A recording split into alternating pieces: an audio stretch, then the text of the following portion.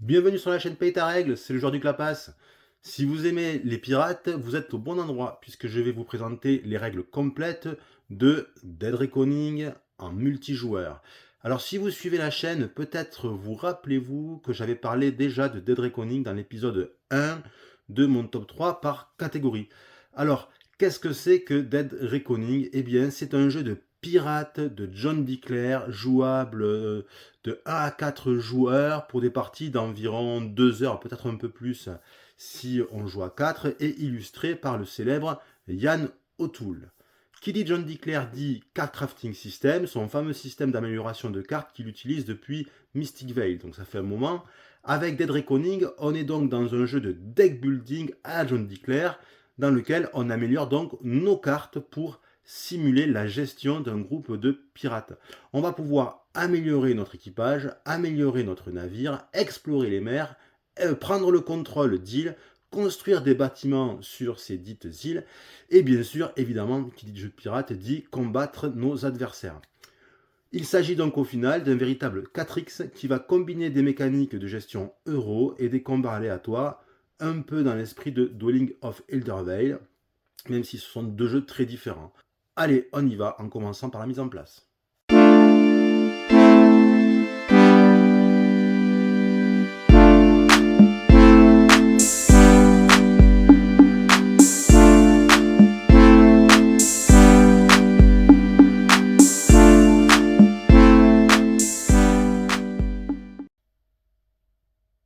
On y va donc pour une mise en place à 2 joueurs. On va commencer par installer l'espace de jeu central. Alors tout d'abord, on commence par prendre ce qu'on appelle le plateau port.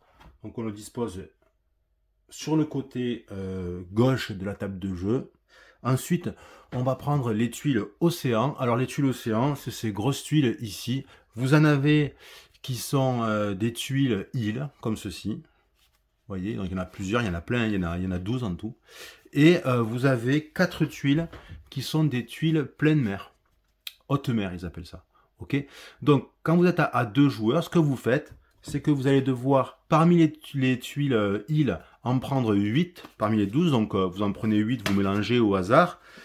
1, 2, 3, 4, 5, 6, 7, 8. Voilà, comme ceci. Vous ne les regardez pas.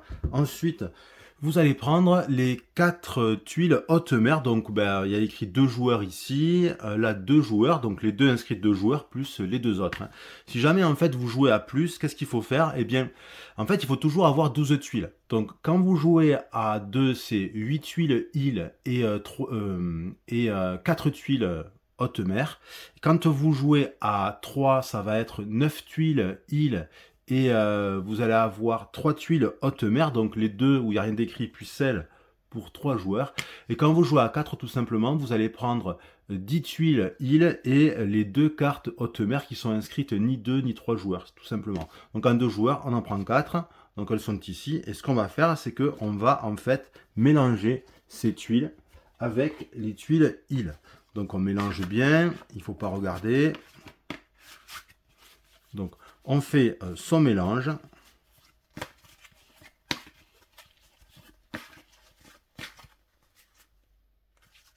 Et on va les disposer, voilà, à côté du plateau port. Ici, comme ça, on va faire des rangées, 3 rangées de 4. Sans les regarder, donc on y va. Et avec le petit côté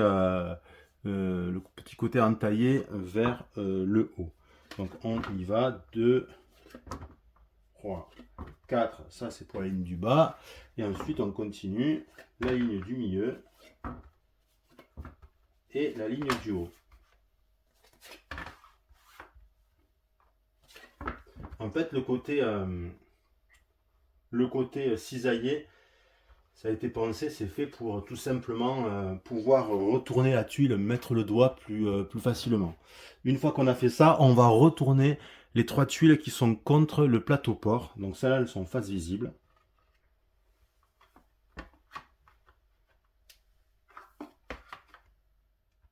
Voilà. Donc là, on voit qu'on a 3 îles, donc ça veut dire que les 4 hautes mers sont quelque part par là. Les tuiles qu'on n'a pas utilisées, elles repartent dans la boîte de jeu. Ensuite, vous allez prendre les cartes progrès. Et il y a 4 types de cartes progrès. C'est ces cartes avec niveau 1, niveau 2, niveau 3, niveau 4. Là, vous avez une encoche, ça c'est les niveaux 1, vous voyez. Après, vous avez les niveaux 2, il y a 2 encoches, ici. Et elles sont jaunes, le fond est jaune, là, du petit carré. Après, vous avez les niveaux 3 qui sont orange, et il y a 3 encoches. Et enfin, vous avez les niveaux 4, il y a 4 encoches, c'est un orange foncé. Ok. Ben, ce que vous faites, vous prenez le paquet des 1, vous mélangez bien comme vous voulez, hop, vous mélangez. Attention, ça glisse, hein, c'est ça pour en foutre partout, il n'y a rien de tel. Et ensuite, vous allez prendre l'étui afférent, donc pour les cartes de progrès de niveau 1, vous allez prendre l'étui numéro 1 et vous allez les mettre à l'envers dedans. C'est-à-dire, quand je dis à l'envers, c'est-à-dire que vous prenez le paquet et vous allez les glisser comme ceci là. Hop, vous voyez, on les met à l'envers, de telle sorte que, vous voyez, ce qui dépasse, en fait, on ne voit pas quand ce qui dépasse ici de la carte transparente, on ne voit pas ce que c'est. Et vous faites pareil pour chaque paquet, tout simplement. Hop, à l'envers pour les niveaux 2. À l'envers pour les niveaux 3. On essaye de ne pas regarder la première carte. Donc on mélange et on essaie de pas trop regarder. Et hop, voilà. Ensuite, on prend nos 4 étuis avec nos cartes progrès à l'intérieur et on va les positionner à côté, enfin en face de chaque colonne. Donc pour la colonne 1, ça va être les cartes progrès de niveau 1. Pour la colonne 2, les cartes progrès de niveau 2, etc. Pour la colonne 3 et pour la colonne 4. Donc vous voyez, c'est un jeu qui prend déjà pas mal de place et c'est pas évident d'être proche de l'espace de jeu. Ensuite, on va prendre une carte progrès de l'étui numéro 1 de niveau 1 et on va les mettre sur chacune des tuiles révélées. Donc ici, là et là. Et ça va être donc, je pense que vous l'avez compris, des cartes qui vont être disponibles immédiatement à l'achat au cours de la partie. Après, il faudra découvrir les autres tuiles. Quand on va découvrir notre tuile, on va mettre la carte progrès du niveau correspondant et ça va nous offrir de plus en plus de possibilités de cartes à rajouter dans notre paquet. Ou du moins, si c'est pas le nombre de cartes qui augmente, c'est plutôt l'amélioration des cartes qui va être de plus en plus importante. Ensuite, à proximité du plateau, on va disposer les tuiles d'amélioration de navire. Donc vous avez trois catégories de tuiles, chaque fois il y en a 4, hein, d'amélioration de base. Donc 4 de ce type, 4 de ce type, 4 de ce type. Et ensuite, vous avez les améliorations avancées. Là, vous avez 5 types différents et toujours pareil avec 4 de chaque sorte. Ensuite, vous allez disposer à côté du plan de jeu, de l'espace central, toutes les ressources. Alors, vous voyez, ils ont fait des trucs sympas. Vous voyez, on a des boîtes et puis des boîtes costauds, hein, des boîtes vraiment costauds, où chaque fois on a dessiné la ressource qu'on va y trouver. Donc, je vais vous les présenter rapidement, ces ressources. On a déjà des barils d'alcool, des barils de rhum, on va dire. Alors là, ça vaut pour 1. Et la caisse, carrément, ça compte comme 3 unités de barils de rhum. Ça, c'est les éléments de luxe, hein. Ensuite, vous avez les pièces. Alors, les pièces, c'est important dans ce jeu puisque c'est les points de victoire, en fait, hein. Donc, vous avez des pièces de 1, vous avez des pièces de 3, vous avez des pièces de 10 et vous avez des pièces de 30. Donc, c'est celui à la fin du jeu qui aura accumulé en bon pirate le plus de pièces qui aura gagné la partie.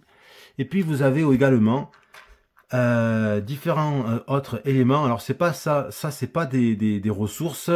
Vous avez des dommages qui sont représentés par des flammes. Alors une flamme, c'est un dommage. Quand un navire accumule 5 dommages, il coule. Vous avez également des bâtiments. Alors les bâtiments, il y a 3 types de bâtiments. Vous avez, on va dire, 2 types de bâtiments militaires. Alors là, vous avez les forts et là vous avez les garnisons. Et puis vous avez un bâtiment qui est un avant-poste, qui est un bâtiment plutôt de type économique, qui va servir un peu à développer votre production sur les îles. Et enfin, vous avez également des petits cubes noirs, et ces cubes noirs, tout simplement, ils vont servir dans les combats contre les entités, les navires non joueurs. Et enfin, vous devez installer le navire de combat. Alors attention, le voici, je le déploie ici. Voilà, vous avez carrément un navire en cartonné ici. Qu'est-ce que c'est que ce machin? Eh bien, ça va servir pour les combats un petit peu à la Wallenstein, hein, pour ceux qui connaissent, un vieux jeu. D'ailleurs, le jeu, ouvertement, hein, John Dickler dit qu'il s'est inspiré de plusieurs jeux, et notamment deux notables, Wallenstein pour la résolution des combats, et Sight pour la réalisation des objectifs. Et bien là, voilà, donc ce navire de combat, il faut l'installer. En fait, quand on va faire des combats, on va jeter des petits cubes ici, ils vont tomber, ils vont se répartir sur cet espace, et ça va faire des choses. Voilà. Donc le navire de combat, on doit l'installer, donc ça fait quand même pas mal de place.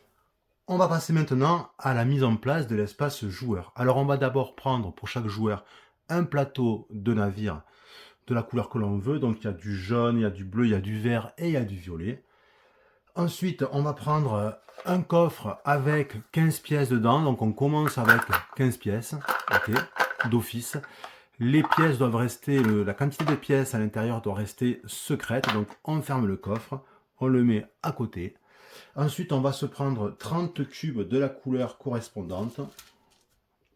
Voilà, les 30 cubes, ils vont beaucoup nous servir dans le jeu. On va prendre un de ces cubes, on va le mettre sur le 0 de la piste de voile. On va prendre une tuile de quai. Alors cette tuile de quai, c'est vraiment pour de la praticité parce que ça va nous permettre de poser justement la figurine de navire. Donc on va pouvoir poser la figurine de navire ici quand on est au port et placer aussi nos ressources, c'est-à-dire nos barils de rhum. On peut les poser ici plutôt que d'avoir à les poser sur, si on est loin de l'espace, plutôt que d'avoir à les poser sur la tuile de port. Vous voyez, sur la tuile de port, là, ici, le jaune, il faudrait qu'ils mettent tout au bout, là-bas, il peut être super loin. Donc, ils ont pensé à ça. Ils nous proposent, voilà, on a un petit espace. Et ça équivaut en fait à être sur le plateau port et pour aller chercher des ressources, etc. Donc plutôt que de faire des mouvements autour de la table. Ensuite, on va prendre 6 tuiles de réussite. Alors c'est ces petites tuiles qu'on va placer sur les réussites quand on les réussit, hein, justement. Donc on va poser ça ici. On va prendre également une petite tuile mode pirate parce que dans ce jeu, on va pouvoir passer quand on le souhaite, à la fin de son tour en mode pirate, tout simplement en mettant, hop, voilà, c'est comme ça, pardon, hop, en mettant ça ici, ça veut dire qu'on est on est en mode pirate, sinon là on est en mode marchand. J'expliquerai l'intérêt de tout ça plus tard quand je vous expliquerai les règles du jeu. On va également se prendre un paquet de cartes, de 12 cartes à la couleur, hein, il y a les protège-cartes. Qui dit John Dickler, il dit protège-cartes, ce système de card crafting système. Donc on va prendre ces 12 cartes qui représentent notre équipage, on va mélanger ces 12 cartes, on a tous les mêmes au départ.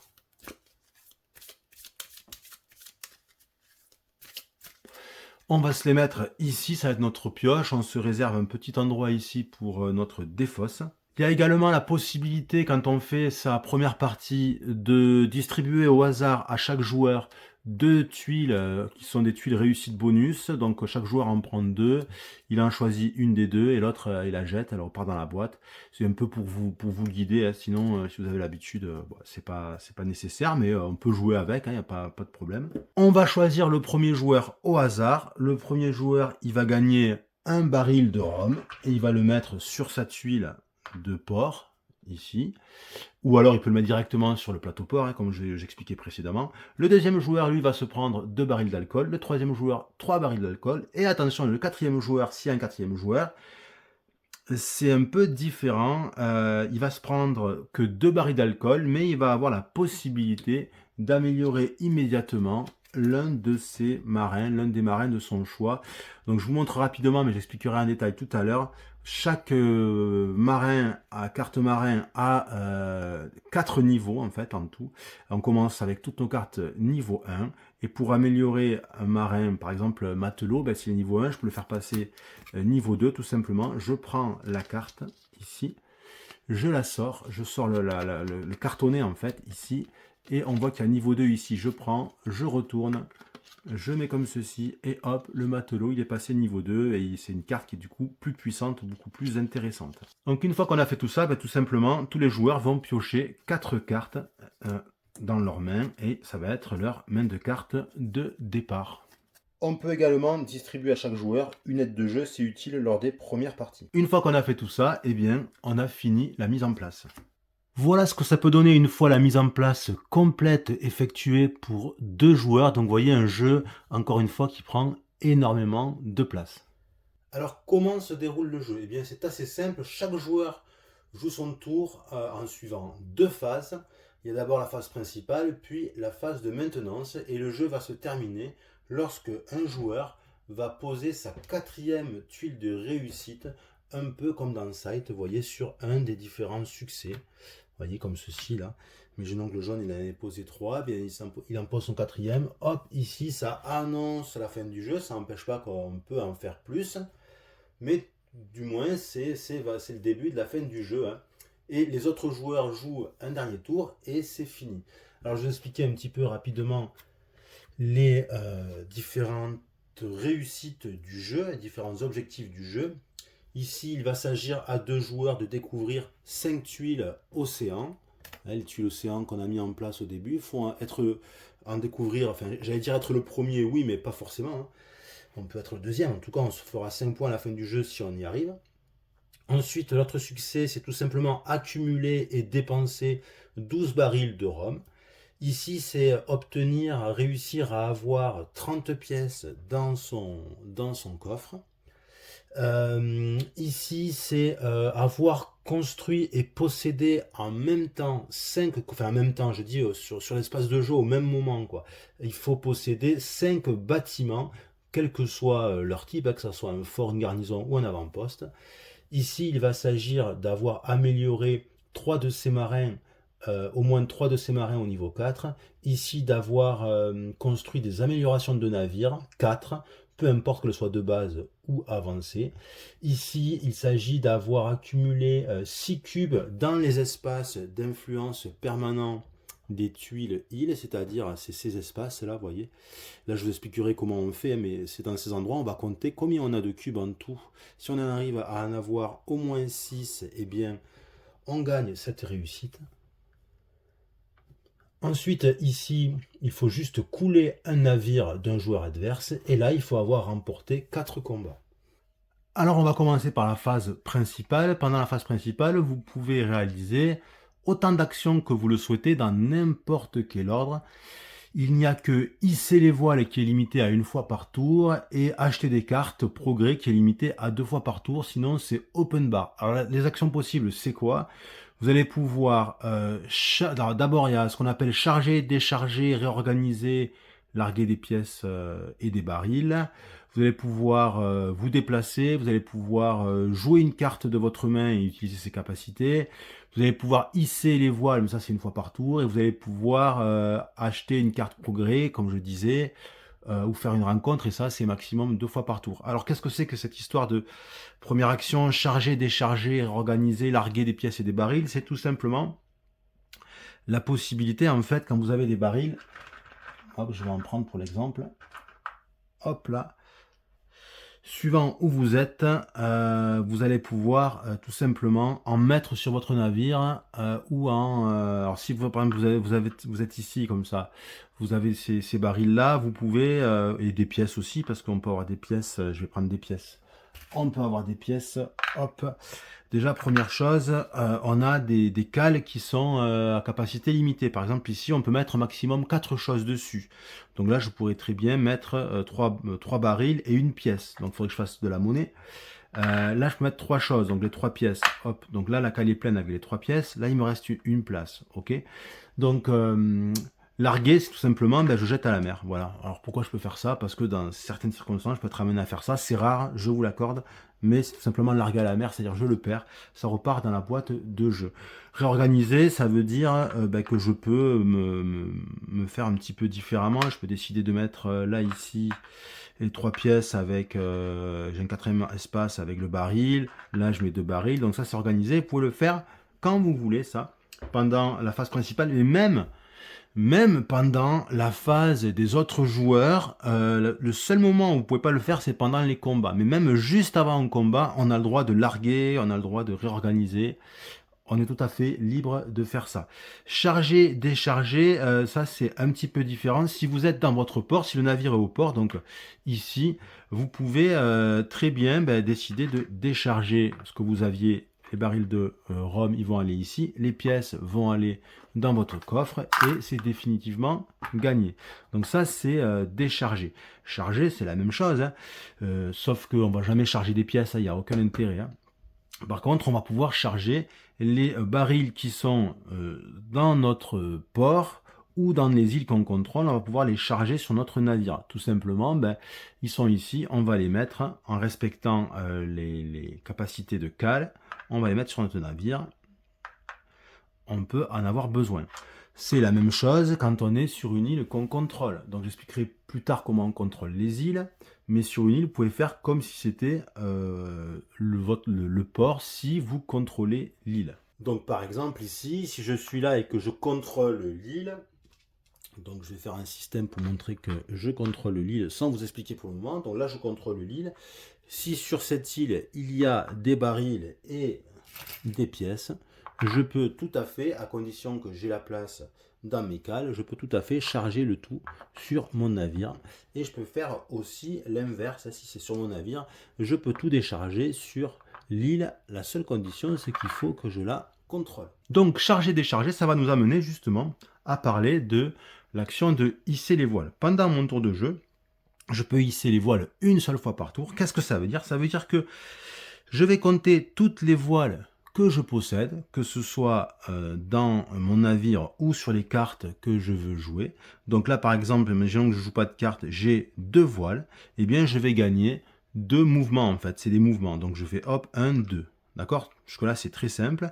Le problème, c'est que si mes cales sont pleines, enfin pas pleines, pardon, si j'ai des choses dans des cales où il y a l'icône de voile, eh bien ma voile est annulée. Donc par exemple, si je suis comme ceci là, eh bien, si je hisse les voiles avec mon navire, j'ai 0 voile. Il va falloir que je joue des cartes en main, voir si j'ai pas des voiles pour pouvoir gagner du mouvement. Sinon là, je peux pas. D'où l'intérêt de charger, décharger, puisque si je suis par exemple au port, je suis dans cette situation, ce que je vais faire, évidemment, je vais décharger, hop, hop, je gagne une pièce. Ensuite, je vais hisser les voiles, je vais gagner mes 2 points de mouvement. Et ensuite, je vais recharger, puisque ça y est, mes voiles, c'est gagné, ça ne va pas s'annuler. Donc, admettons que j'ai besoin de 4 barils pour faire je ne sais quoi, enfin, pour acheter une carte progrès. Donc, je vais pouvoir mettre ici, ou même là. Je garde mes 2 mouvements, puisque j'ai hissé les voiles avant. Donc, va falloir apprendre à jouer avec ça, hein. Et ensuite, je vais pouvoir me déplacer. Donc pour se déplacer, c'est très simple, hein. J'ai 2 points de mouvement. Là, je suis au port, c'est-à-dire, je vous rappelle que ça correspond à l'espace plateau-port, c'est-à-dire à ce plateau, hein. Là, vous voyez, il y a le jaune, mais je peux mettre n'importe où, peu importe. Donc je peux faire 2 mouvements, c'est adjacent à toutes les tuiles qui sont contre le plateau-port, peu importe, pas parce que je suis là que je dois faire 1, 2, 3, pas du tout. Je suis là, ça fait 1, ça fait 1, ça fait un mouvement. Donc si je me déplace de 2, eh bien je vais faire, je choisis de quelle tuile je pars, puis je peux faire 1, et je m'arrête, hein, je ne suis pas obligé d'utiliser tous mes points de mouvement. Je diminue sur ma piste voile de 1 pour suivre le compte de mes mouvements, hein. Et je vais pouvoir ensuite faire 2 éventuellement. Et là, si je fais 2, vous voyez, j'arrive sur une tuile qui est inexplorée. Donc je vais l'explorer et on va la retourner tout simplement. Je la retourne, hop, on regarde ce que c'est. C'est une pleine mer et on met immédiatement une carte dessus, hop, et je m'arrête ici, tout simplement. On peut également acheter une carte pendant la phase principale. On peut même le faire 2 fois, donc on peut le faire jusqu'à 2 fois. Ici, par exemple, si je veux acheter cette carte, alors ça, c'est une carte rencontre. Les deux, c'est des cartes rencontre. Là, j'ai une carte progrès. Qu'est-ce qu'il faut que je fasse? Tant que je sois là, hop, et bien, là, ça va me coûter 4, je vais vous montrer, 4 barils de rhum, puisque ça se paye en rhum. Donc, et alors de rhum, et c'est sur mon navire. Il faut avoir absolument ce rhum sur son navire. Je vous expliquerai ça après quand je parlais des différents types d'icônes. Vous avez du rhum, vous avez un navire, il faut que le rhum soit sur le navire. Vous ne pouvez pas dépenser du rhum qui est sur votre port. Donc ça tombe bien parce que Eh bien moi j'avais 4 rames sur mon navire, donc je peux dépenser ça pour tout simplement acheter la carte progrès. Je vais la mettre pour le moment sur le côté, on n'en parle plus, et on verra après comment on fait pour la mettre sur ces cartes. Et voilà, j'ai acheté, le ROM il repart à la réserve, et j'ai acheté une carte progrès. Si c'est une carte de rencontre, donc admettons que j'étais ici, si c'est une carte de rencontre, la différence c'est que tout simplement vous avez un navire qui est dessiné. Eh bien je peux faire exactement comme une carte progrès, c'est-à-dire je dépense le ROM qui est demandé sur mon navire et je mets la carte de côté, ça c'est la capacité que je vais gagner. Ou alors je peux décider de ne pas payer, on retourne la carte et on va faire un combat. Mais on ne peut pas décider de retourner la carte et de choisir après si on fait un combat. Si on fait un combat, on retourne et on va devoir faire un combat. Bon, ça je vous expliquerai plus tard. Donc ça, c'était acheter des cartes progrès ou résoudre une rencontre. Autre chose que je peux faire à volonté, c'est jouer les cartes que j'ai en main. Vous voyez. Donc tout simplement, il y a des icônes qui sont inscrites sur la carte. Et bien en fait, quand je les joue, je peux déclencher leurs actions. Donc ça va me faire gagner des choses diverses et variées. Donc ça va me faire par exemple gagner un cube d'influence. Je vais vous expliquer après. Et ça me montre au niveau 2, qu'est-ce qu'elle va m'offrir la carte. Donc je vais pouvoir comme ça jouer autant de cartes que je veux parmi mes quatre, même toutes, et pour faire ce que j'ai besoin de faire. Je peux même jouer une carte sans déclencher son action, juste pour pouvoir m'en débarrasser. Quand vous avez terminé de faire toutes les actions que vous souhaitez faire, tout simplement vous passez en phase de maintenance. Alors qu'est-ce qui se passe en phase de maintenance? Eh bien déjà, on va commencer par recharger les cartes progrès ou rencontres sur l'espace de jeu central. Vous voyez tout à l'heure dans mon exemple, là j'avais acheté cette carte, et bien tout simplement quand on fait son tour de maintenance, on commence par remettre les cartes qu'on a achetées, donc maximum 2, je vous rappelle. Ensuite, une fois qu'on a fait ça, on va choisir si on veut passer en mode pirate. Donc on peut rester en mode marchand de base comme ceci, ou passer en mode pirate en mettant ce petit élément sur le navire pour le montrer. Je ne vous explique pas pour le moment à quoi ça sert de passer en mode pirate, je vous l'expliquerai plus tard. Ensuite, on va perdre toutes les voiles inutilisées. Donc c'est-à-dire que là, par exemple, admettons qu'il me restait une voile, je la perds. Donc je perds mes points de mouvement, quoi, en fait. Ensuite, on va pouvoir placer les progrès achetés qu'on avait mis de côté précédemment dans une des cartes jouées, celle qu'on veut. On n'est pas obligé, hein. On peut, si vraiment on n'a pas envie, on peut attendre, on devra attendre à notre prochain tour pour pouvoir mettre la carte progrès qu'on a mis de côté ici dans une de nos cartes. Mais par contre, on ne peut faire ça qu'avec une carte, c'est-à-dire qu'on ne peut stocker maximum qu'une carte. L'exception de pouvoir stocker plus de cartes que ça, de cartes progrès, avant de les mettre dans les sleeves, c'est si vraiment on est à bloc de progrès déjà, parce que chaque carte ne peut recevoir qu'un maximum 3 progrès. Donc si, imaginons, cas, moi que j'ai jamais vu, on a toutes nos cartes avec 3 progrès et qu'on en a plus de 1 ici à positionner dans les cibles, là effectivement on peut en garder plus de côté. Mais sinon en fait en vrai ça arrive jamais ça. Ce qui se passe le plus souvent c'est que voilà, tant que j'ai joué allez on va dire ces 4 cartes, ou ces 3 cartes, allez tiens, ces 3 cartes, j'ai joué ces 3 cartes, je vais choisir parmi ces 3 où est-ce que je vais mettre le progrès. Donc je regarde vite fait, admettons que voilà, j'ai envie de mettre avec le commandant de bord, je prends, hop, la petite carte transparente progrès et je vais la glisser entre la carte cartonnée et le sleeve du commissaire de bord, donc comme ça. Okay. Pourquoi entre? Pour pas qu'on voit le petit élément là. Hop, je mets comme ça, ici, on voit. Hop, donc je mets la carte, je la fais glisser entre le cartonné, là, la carte cartonnée, et le sleeve du commissaire de bord, donc comme ceci, voilà. Alors pourquoi entre les deux? Pour pas qu'on voit apparaître ça, même c'est pas très grave si on le voit apparaître, mais comme ça, hop, ça disparaît, et on voit ici l'amélioration de la carte, niveau du bas. Donc il reste à cette carte 2 améliorations disponibles, le niveau du milieu, le niveau du dessus. Ça veut dire que si vous m'avez bien suivi depuis le début, une carte marin peut être améliorée 3 fois par des progrès et peut s'améliorer elle-même 4 fois en tout, 4 niveaux. Donc on a quand même un bon système d'amélioration de son deck de cartes, hein. Une fois qu'on a fait ça, donc toutes les cartes qu'on a jouées vont à la défausse. Donc j'avais dit que j'avais joué ces 3 cartes, ça va à la défausse. Donc on va le mettre ici dans l'espace de défausse. Et on va piocher de nouvelles cartes. Alors on va piocher jusqu'à 4 cartes d'un coup, sachant que sa main maximale de base, c'est 6 cartes max. Donc là, admettons que je n'ai pas joué cette carte, il m'en reste une. Je pioche 4 nouvelles cartes, donc 2, 3, 4, plus celle que j'ai pas jouée. Ici, ça fait 5 cartes, donc mon prochain tour, je le ferai à 5 cartes, mais je peux avoir que max de base 6 cartes en main et piocher max de base 4 cartes. En fait, il existe des moyens pour piocher plus de cartes et pour augmenter sa main de cartes. En fait, on peut augmenter sa main de cartes, passer à 7, 8, 9 en contrôlant des îles. Il y a certaines îles qui ont une petite icône qui nous montre, qui nous montre ce gain. Je vais vous montrer ça de suite. Là ici, vous voyez, sur cette île, même celle d'à côté, on a voilà, la petite icône. Donc là, ça veut dire que ben, tu gagnes ta main de carte augmente de 1. Donc si tu contrôles ces deux îles, elle augmente de 2.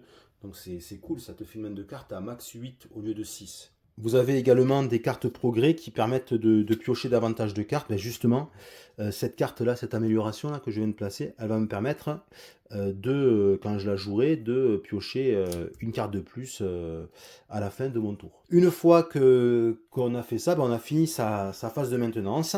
C'est fini, mais il reste un petit truc qui est très particulier et qui est très sympa dans ce jeu, c'est l'amélioration d'une carte marin qu'on a en main. Là, mon tour est fini, quelqu'un d'autre peut jouer, hein, déjà, et moi, j'ai jusqu'au début de mon prochain tour, donc je peux attendre, je peux même faire exprès d'attendre, pour améliorer une des cartes marins que j'ai en main, que je viens de repiocher là, plus celle que j'avais déjà.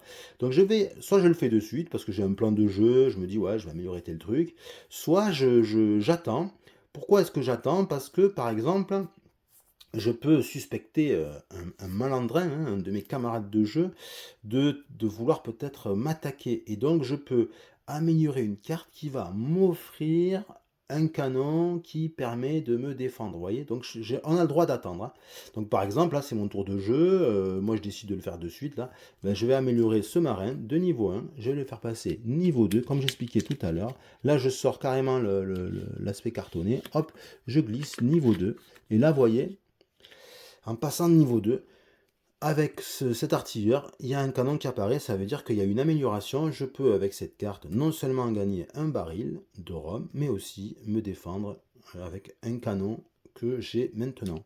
Et voilà comment on joue, on fait son tour de jeu avec à la fois la phase principale suivie de la phase de maintenance. Je vais vous parler maintenant des capacités de cartes et de tout ce que ça implique.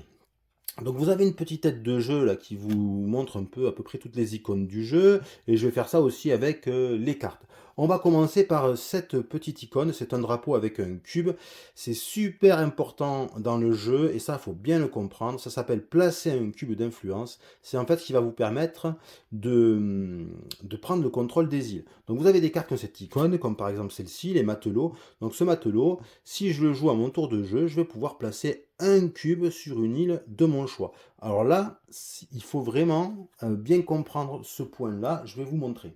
Si je joue la carte matelot que je viens de vous montrer, je vais placer un cube sur, mettons que je sois ici, hop, il faut que j'y sois évidemment. Hein. Donc je place un cube. Où est-ce que je place le cube? Je vais placer le cube là où il y a un petit drapeau, enfin la même icône.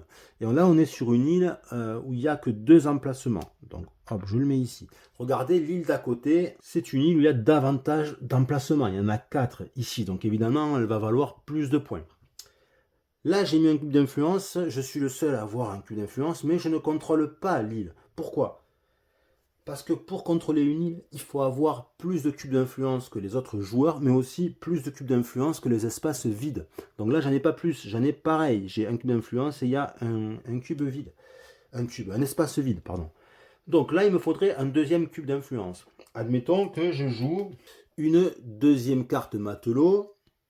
Je pourrais, hop, toujours au même endroit, mettre un deuxième cube d'influence.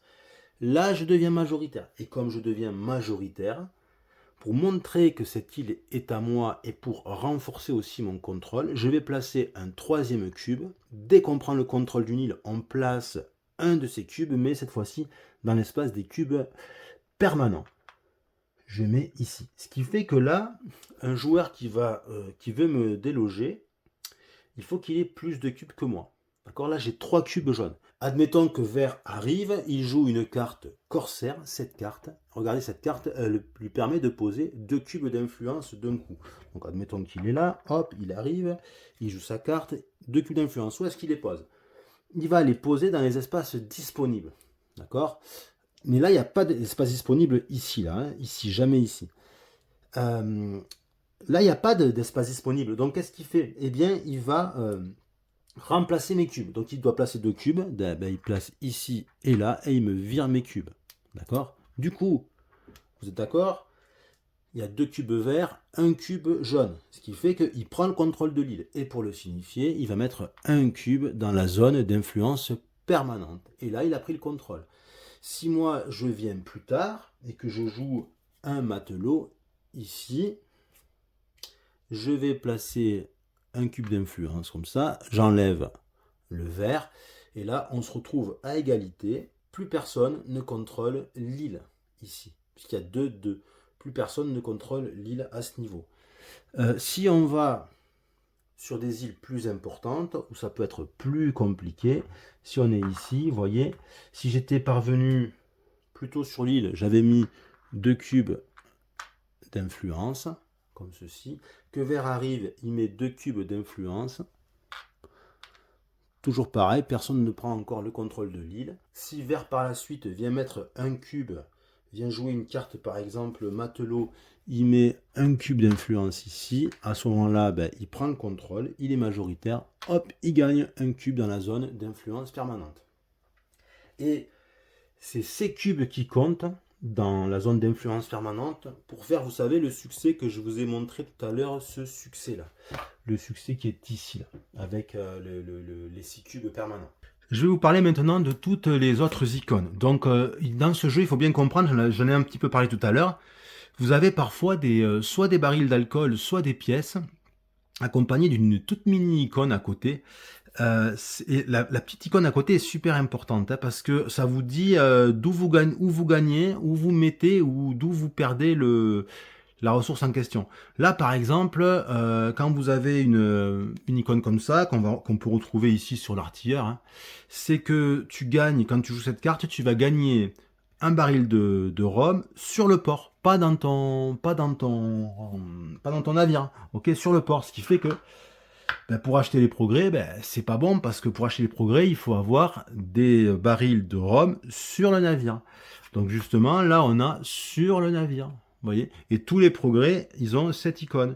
Là, j'en ai montré tout à l'heure, progrès rencontre. Hein. Ici, on a vous voyez, un baril de rhum, mais sur le navire.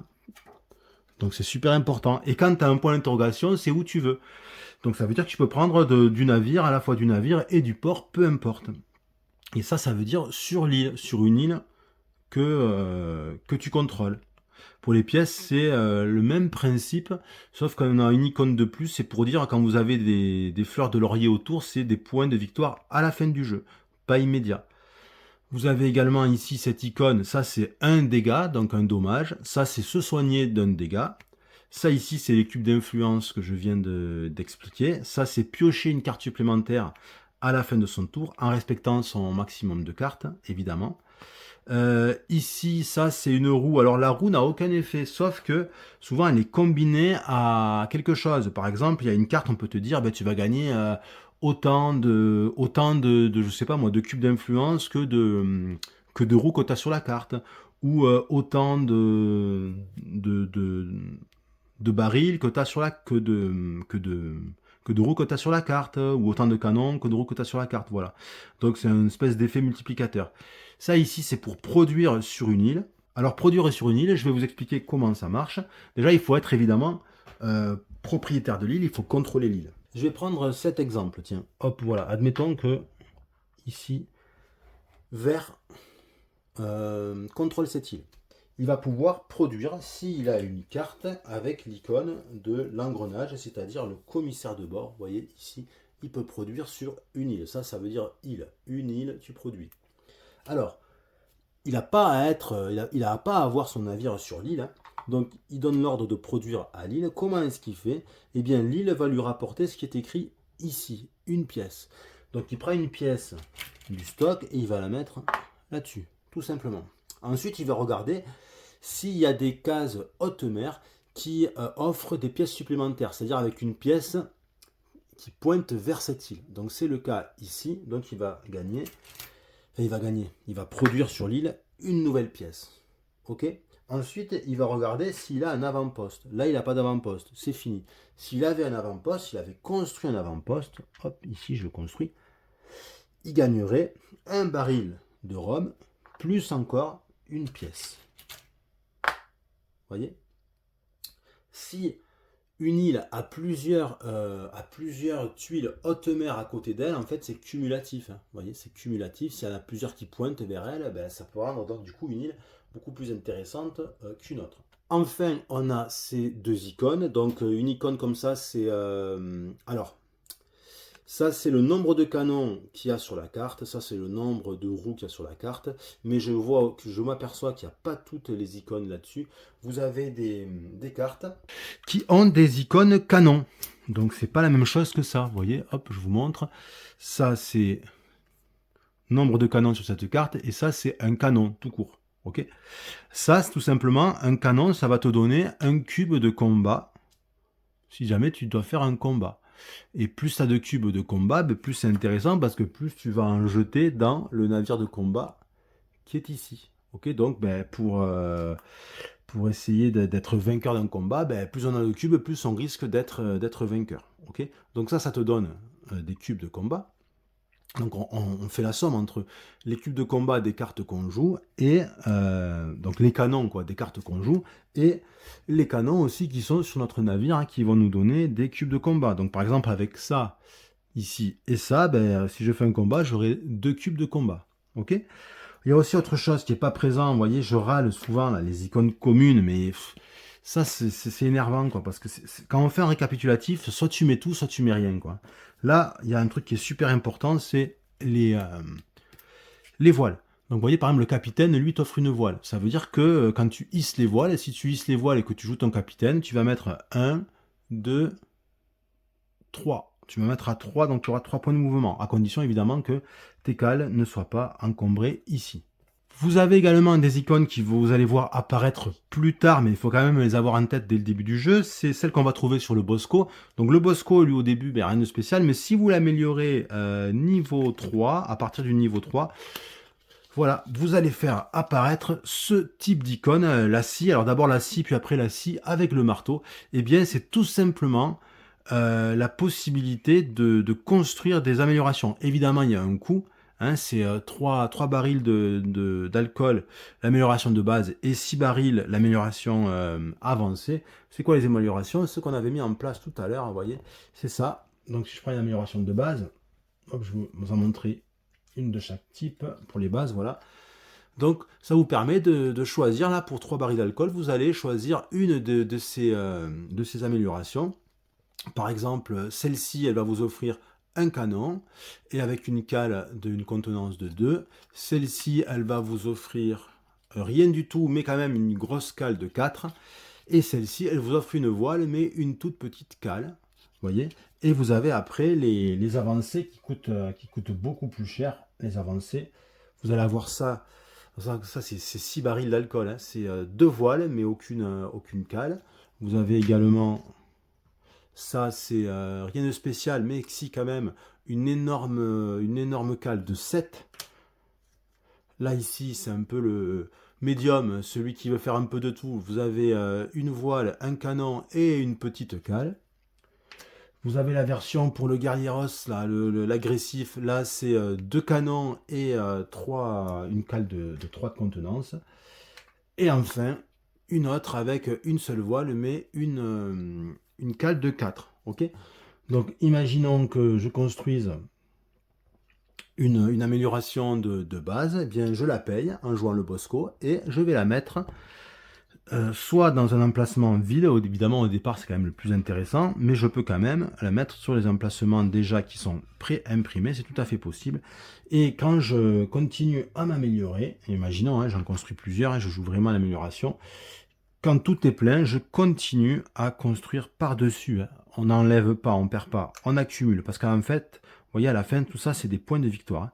Donc on comptera combien on en a fait. Et donc on continue, et c'est comme ça qu'on va améliorer son vaisseau. Vous avez enfin une autre icône qui apparaît un peu plus tard, qu'on ne voit pas au début, c'est sur le premier lieutenant, c'est ici, donc je vous montre, hein, si j'améliore mon premier lieutenant au niveau 2, ici, je vois apparaître ça. Qu'est-ce que c'est? Ben, c'est tout simplement la construction de bâtiments qui nous est offerte. Donc vous pouvez construire un fort pour 4 barils d'alcool, une garnison pour 3 barils d'alcool, de rhum, et un avant-poste pour 2 barils. Et là, vous voyez le point d'interrogation, ça veut dire que vous pouvez très bien prendre de votre navire, mais aussi de votre port. On ne vous en voudra pas, vous avez le droit de faire ça. Alors justement, à quoi ça sert de construire des bâtiments dans Dead Reckoning? Donc on a dit qu'il y avait le fort. Bon, on va commencer par le fort, tiens. Un fort, quand vous le construisez, vous allez le placer sur l'emplacement de fort, bien évidemment. Donc il vient ici, on met un fort. Donc évidemment ça rapporte, enfin je dis évidemment, mais on voit ici ça rapporte un point de victoire à la fin du jeu, comme tous les bâtiments construits. Donc je le mets dans l'espace dévolu au fort, évidemment sur une île que je contrôle. Qu'est-ce que ça apporte le fort? Eh bien, ça apporte que ça défend l'île qui est contrôlée en empêchant tous les autres joueurs de venir placer des cubes influence. Okay, pour pouvoir venir placer des cubes influence, il va falloir d'abord que les adversaires viennent attaquer et détruire le fort s'ils veulent pouvoir placer ces cubes d'influence. Et le fort, il va offrir 5 cubes de combat, c'est noté ici. Vous avez ensuite la garnison. La garnison, c'est un peu la même chose. Donc on a construit dans l'espace garnison, c'est ici, hein, vous voyez. On le met ici, un point de victoire pareil à la fin du jeu. C'est comme le fort, sauf que ça ne donne que 2 cubes de combat, donc c'est moins puissant. Mais en revanche, ça a quand même un petit pouvoir, c'est que dès qu'un navire adverse, mettons le jaune, entre dans la tuile avec la garnison, eh bien il se prend direct un petit dommage, donc ça peut être sacrément casse-bonbon les garnisons. Sinon c'est pareil que le fort, ça empêche les adversaires de venir placer des cubes d'influence, il faudra les détruire ces bâtiments pour pouvoir construire placer des cubes d'influence pour vos adversaires. Et enfin, le dernier bâtiment, c'est l'avant-poste. J'ai déjà expliqué en fait tout à l'heure. C'est le bâtiment économique de la bande, puisque lui en fait, il vient augmenter la production de l'île. Il ne peut pas être attaqué. Il rapporte un point de victoire à la fin du jeu, donc il ne peut pas être attaqué, donc il n'empêche pas les adversaires de placer des cubes d'influence.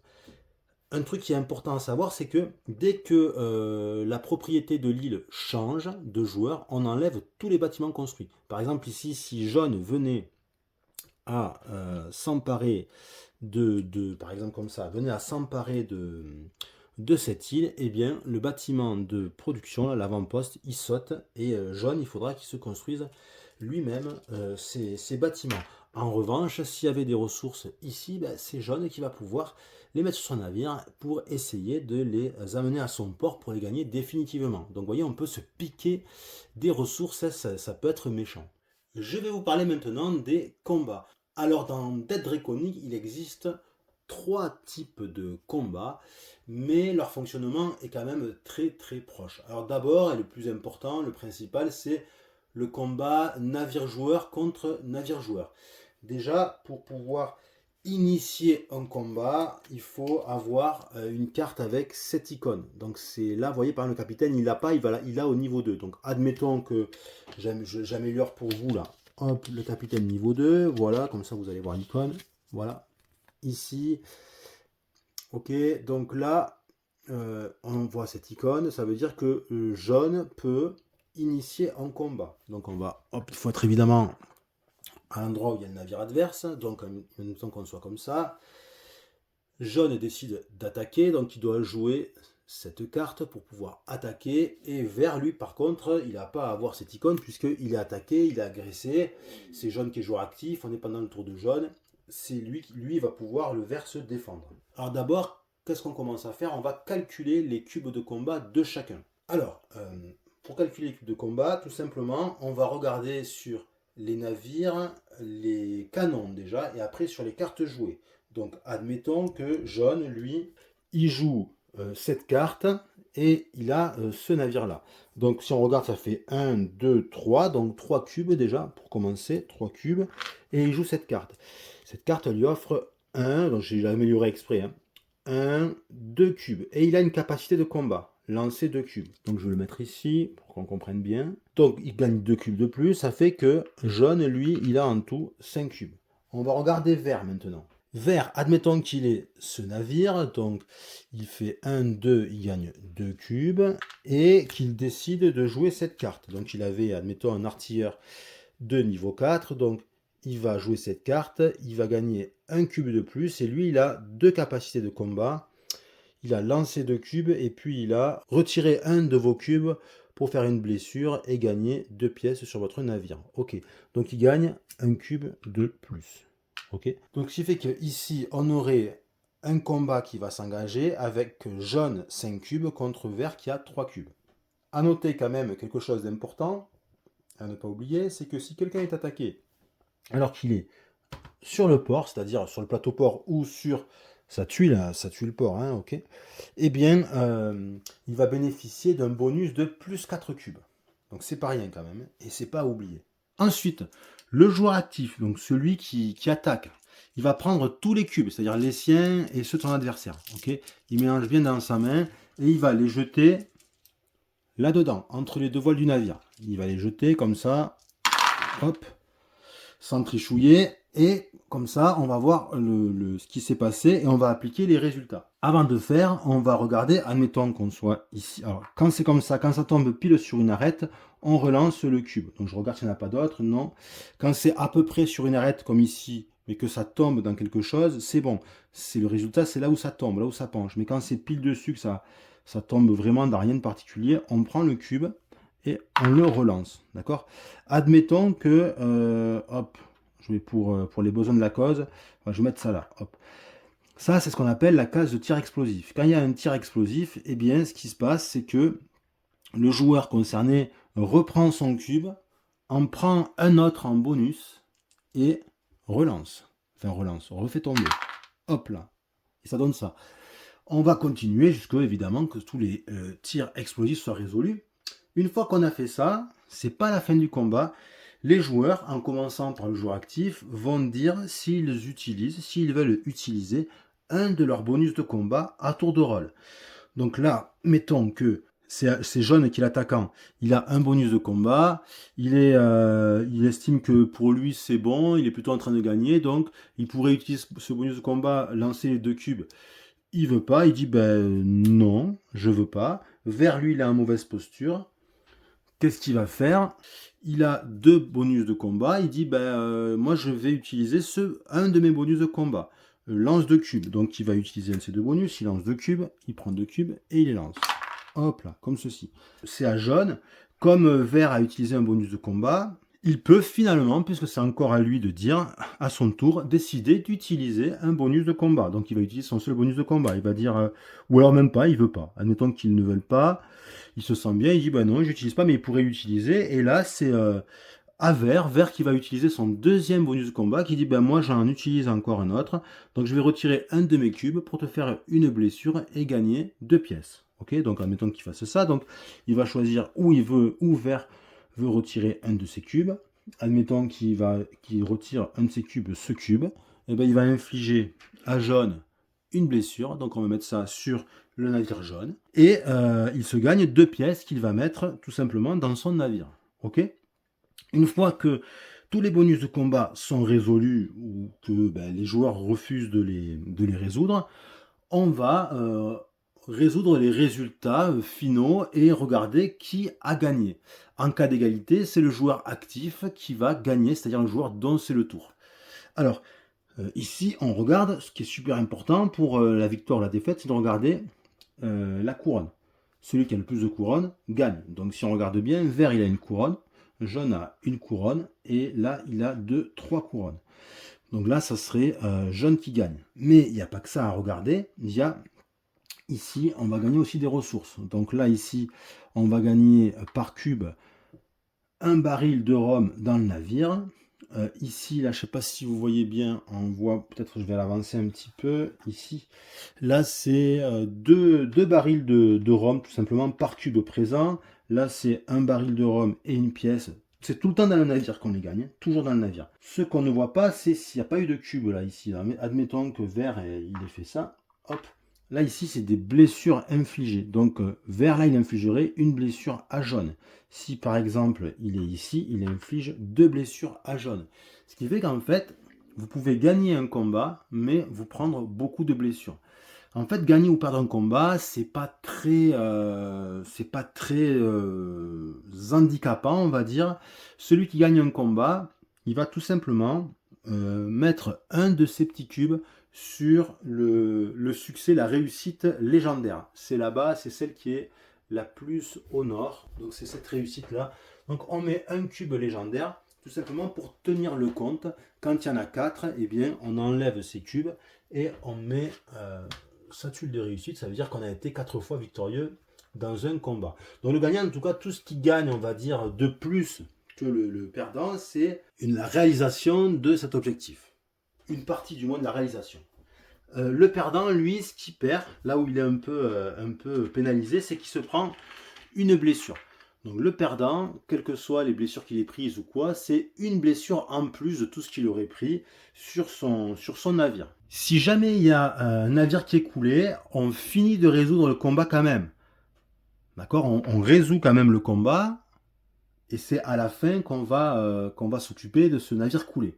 Donc un navire coule quand il a accumulé 5 dommages. Donc on va prendre cet exemple ici. Donc 2, 3, 4, 5. Donc admettons que jaune se soit pris, au final, il se prit un dommage qui a fait qu'il en accumule 5 sur son plateau navire. Le joueur du navire coulé va perdre toutes ces pièces qu'il a sur le navire s'il en reste 5 ou plus, d'accord? Donc si sur le navire j'ai 5 pièces ou plus, je perds toutes mes pièces. En revanche, si j'en ai moins, je ne les perds pas. On ne perd pas également ses barils. Donc un navire qui est coulé ne perd aucun baril de rhum. Ensuite, une fois qu'on a fait ça, on va tout simplement retirer, on va mettre le navire sur le port. Ici, on va retirer toutes les blessures. Et si le navire avait moins de 5 pièces sur lui, on met les pièces dans le coffre. Ok? Si c'est un joueur qui a coulé le navire, un joueur adverse, parce qu'un navire il peut couler parce que pour différentes raisons, c'est pris un dommage à un combat pendant une rencontre par exemple. Mais si c'est un navire, si le navire il a été coulé par un joueur, alors c'est le joueur qui a coulé le navire qui va se gagner les 5 pièces éventuelles. C'est-à-dire que si le navire coulé avait moins de 5 pièces, il gagne rien. S'il avait 5 pièces ou plus, eh bien le joueur qui perd ses pièces, il va en donner 5, plutôt que de les mettre dans la réserve, il va en donner 5 au joueur qui l'a coulé. Un truc qui est super important et qui a noté, c'est que le joueur qui a été agressé, donc qui a été attaqué alors que ce n'était pas son tour, et qui a joué des cartes, par exemple le vert, vous voyez, il avait joué cette carte, il va laisser cette carte en jeu et il pourra la jouer, l'utiliser, on va dire, à chaque tour, si jamais il se fait encore attaquer, jusqu'à ce que ça revienne à lui, et puis pendant son tour, il pourra encore la jouer. Donc elle n'est pas perdue, la carte qu'il a jouée, hein, elle reste en jeu. Le deuxième type de combat, c'est les combats contre un non-joueur, c'est-à-dire dans le jeu de base contre un navire marchand qu'on a refusé on a refusé de commercer avec lui. Donc on choisit un combat. Alors là, on n'a pas à avoir d'icône d'attaque, tout simplement. On arrive là-dessus, on dit non, moi ça m'intéresse pas, je veux faire un combat. Donc tout simplement, on retourne et on voit ce qui se passe. Et là, on découvre. Des fois, on a des bonnes surprises, des fois, on a des mauvaises surprises. Qu'est-ce qu'on découvre? On découvre l'armement du navire. Est-ce qu'il était lourdement armé ou faiblement armé? Celui-là est légèrement armé puisqu'il a que 2 cubes. Donc quand c'est comme ça, on va prendre les cubes noirs. Donc il va utiliser 2 cubes noirs. Et ensuite, on regarde. En cas de victoire, vous gagnez une pièce sur votre navire et vous gagnez le progrès ci-dessous, c'est-à-dire la capacité à mettre des cubes d'influence. En cas de défaite, vous prenez 2 blessures et améliorez une carte de la défausse ou la dernière du paquet. Donc on ne gagne pas rien non plus. Donc là, il y aurait un combat, admettons que ça soit encore jaune. Jaune, admettons qu'il n'y aurait plus cette carte, peu importe. On regarde uniquement ce qu'il y a sur son plateau de navire. 1, 2, 3, il aurait 3 cubes jaunes contre 2 cubes noirs. et on va faire la même chose. Donc on jette les dés dans le navire, hop, et on regarde ce qui se passe, le résultat. On peut utiliser des capacités de combat si on en a, etc. Là ici, ça serait pas bon pour jaune, puisque c'est noir qui gagnerait, et il n'y aurait pas de capacité de relance, tout ça, puisque j'ai dit qu'il jouait pas sa carte artilleur. Donc ben voilà, voilà, là il serait mal, donc il se prendrait les résultats de la défaite, c'est-à-dire 2 blessures, mais en revanche, il pourrait améliorer une carte de la défausse ou la dernière du paquet. Donc ça pourrait être pas mal. Améliorer ici, ça voudrait dire améliorer un carte de paquet, c'est-à-dire au niveau marin, une carte du marin, c'est-à-dire par exemple faire passer cet artilleur de niveau 3 au niveau 4. Hein. Le dernier type de combat, c'est les combats contre les bâtiments.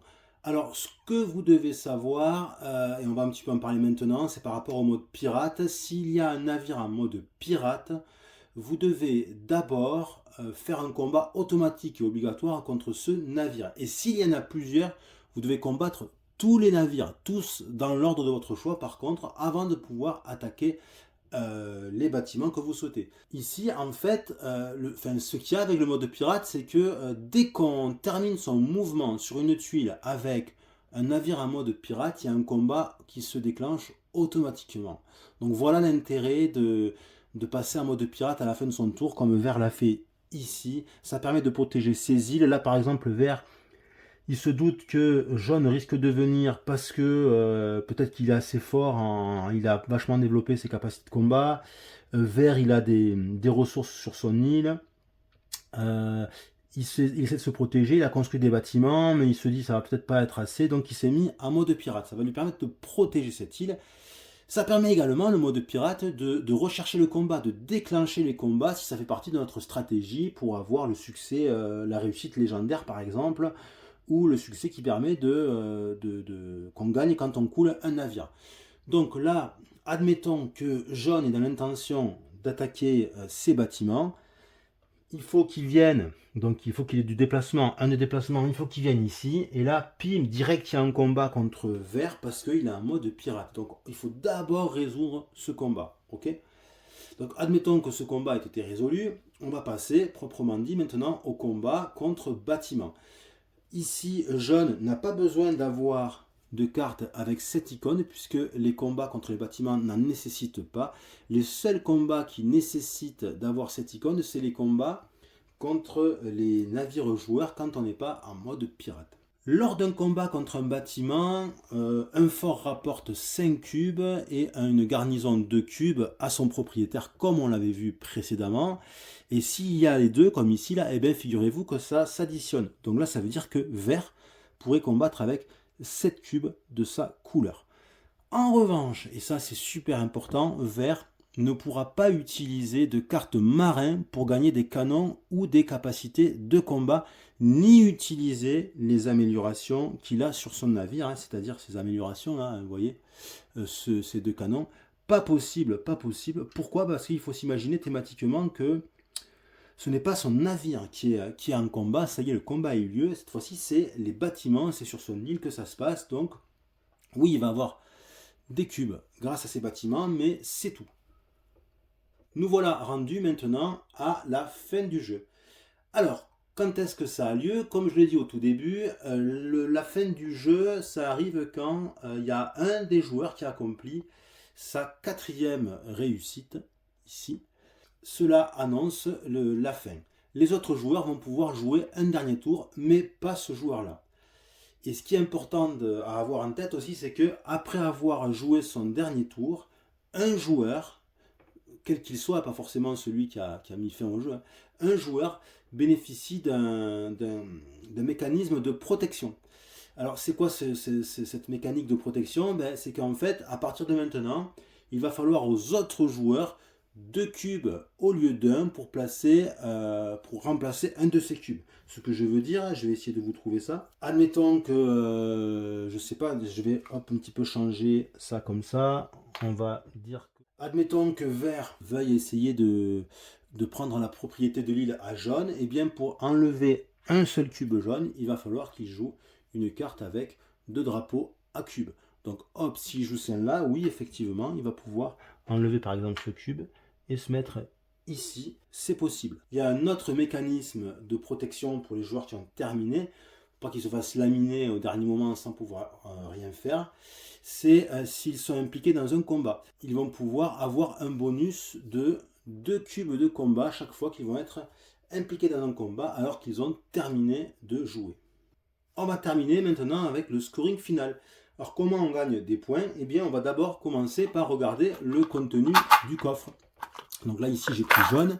Hop, là on peut montrer, on peut dévoiler toutes ces pièces. Et on voit que jaune il avait une cinquantaine de points. Là ça fait 50, 56, 59 points. On va rajouter à ça les points des réussites.